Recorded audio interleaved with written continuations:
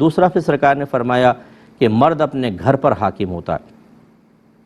اور اس سے اس کے گھر والوں کے بارے میں کویسچن ہوگا۔ یہ میں نے آپ کو سمجھا دیا، یہ بھی پچھلے پروگرام میں ہو گیا تھا کہ شوہر سے پوچھا جائے گا تم نے اپنی زوجہ کو، اپنے بچوں کو احکام سکھائے تھے یا نہیں سکھائے تھے، جس کو ہم فرض علوم آسان الفاظ میں کہہ لیں، اس کی تفصیل میں نے پچھلے پروگرام میں ذکر کی، وہاں دیکھیں آپ، یہ پوچھا جائے گا۔ اس کے علاوہ پھر نیکی کا حکم کرنا، برائی سے روکنا، پھر ماں باپ کو خود رول ماڈل بننا ہوتا ہے اپنے بچوں کے لیے، آپس کے باہم تعلقات کے اعتبار سے پیار محبت سے رہیں، بچے دیکھتے ہیں ماں باپ پیار سے رہ رہے ہیں، لڑ نہیں رہے، جھگڑ نہیں رہے، گالی گلوچ نہیں ہو رہی ہے گھر کے اندر، ایسے باپ کو بعمل ہونا ہوگا، اسے نمازی ہونا ہوگا، وہ مصلی بچھا کے گھر میں کچھ نماز گھر میں پڑھے تاکہ بچے اور بیوی بھی اس کے ساتھ نمازیں پڑھیں، وہ قرآن کی تلاوت کرے۔ ایک گھر میں ماحول بنانا گویا کہ مرد کی ذمہ داری ہے۔ اور یہی میں آپ کو آخر میں سمجھا رہا تھا کہ اکثر مرد حضرات جو ہیں شادی کرنے کے بعد شادی کے مقاصد کو نہیں جاننے کے وجہ سے کچھ ذمہ داریاں تو پوری کر رہے ہوتے ہیں، لیکن ایک بڑی شرعی ذمہ داری جس کے بارے میں آپ کے نبی نے فرمایا اس سے بالکل غافل ہوتے ہیں۔ یہی وجہ ہے کہ پورا کا پورا گھر نہ عقیدوں کی تشریح جانتا ہے، نہ توضیح جانتا ہے، نہ دلائل جانتا ہے، نہ احکام شرع انہوں نے سیکھے ہوتے ہیں، دو کویسچن کر لیں تو جی ہمیں نہیں معلوم،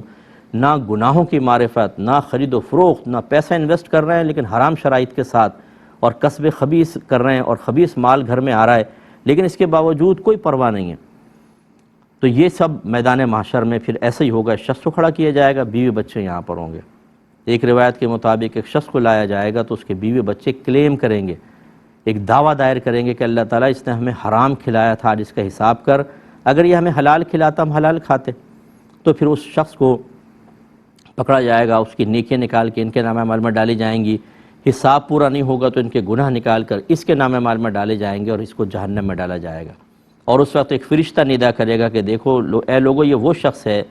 جو اپنے گھر والوں کی وجہ سے جہنم میں چلا گیا۔ تو خلاصہ کلام یہ ہے کہ یہ جو گھر کے سرورت بڑے آرام سے بیوی پہ روب جما رہے ہیں، بچے جو ہیں کوئی پاؤں دبا رہا ہے، کوئی ہاتھ دبا رہا ہے، بڑا خوش و خرم، بھائی اب ہم سے کوئی ٹینشن نہیں ہوا، ماشاءاللہ سب بچوں نے پڑھائی کمپلیٹ کر لی، سب کی شادیاں کر دی ہم نے، سب اپنے گھروں میں خوش ہیں، ہماری ذمہ داریاں پوری ہو گئی۔ ارے بھائی جان، سب سے بڑی ذمہ داری تو آپ نے پوری نہیں کی، آپ کو سکون آ کیسے گیا؟ آپ اتنے پرسکون نظر کیوں آ رہے ہیں؟ باہر دشمن گنے لے کے کھڑے ہوں، کسی کو پتہ چل جائے اور وہ بڑا گھر میں پرسکون بیٹھا ہو، پاسبل ہی نہیں ہے۔ دین نہ سیکھنے کا بڑا نقصان ہوتا ہے کہ انسان ایک بہت بڑی شرعی ذمہ داری پوری نہ کرنے کے باوجود، اور وہ بیوی بچے جن کو آپ نے اپنی سمجھ لیں آدھی زندگی تباہ کر دی ہوتی ہے ان کی خاطر کہ تاکہ ان کو کھلائیں، ان کو پلائیں، ان کے چہروں پہ پھیلی ہوئی مسکراہٹ دیکھنے کے لیے آپ نے سب کچھ ختم کر دیا، نہ اللہ کی پرواہ کی، نہ رسول کی پرواہ کی۔ اور اب اگر آپ یہ گمان کرتے ہیں کہ میدان محشر میں یہ آپ کے لیے سفارش کریں گے یا ڈھال بنیں گے، بہت مشکل ہے۔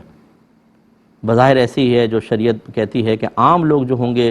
وہ بالکل اجنبی بن جائیں گے میدان محشر میں، کہ باپ بیٹے کو نہیں پہچانے گا، بیٹا باپ کو نہیں، شوہر بیوی کو نہیں، بیوی شوہر کو نہیں، اجنبی، کہ ایسا نہ ہو کہ نیکی لے لے مجھ سے۔ تو پھر آدمی کو احساس ہوگا کہ یار میں نے تو سمجھ رہا تھا میں ذمہ داریوں سے عہدہ برآ ہو گیا، لیکن میں نے تو اصل ذمہ داری پوری نہیں کی۔ اس کا احتساب شدید قسم کا ہوگا اور اس کے لیے تیاری اکثر نہیں کر رہے ہیں۔ اس لیے میں گزارش کرتا ہوں کہ آپ کو باقاعدہ علم دین سیکھنا چاہیے، اس پہ عمل کرنا چاہیے، اپنے آپ کو رول ماڈل بنانا چاہیے۔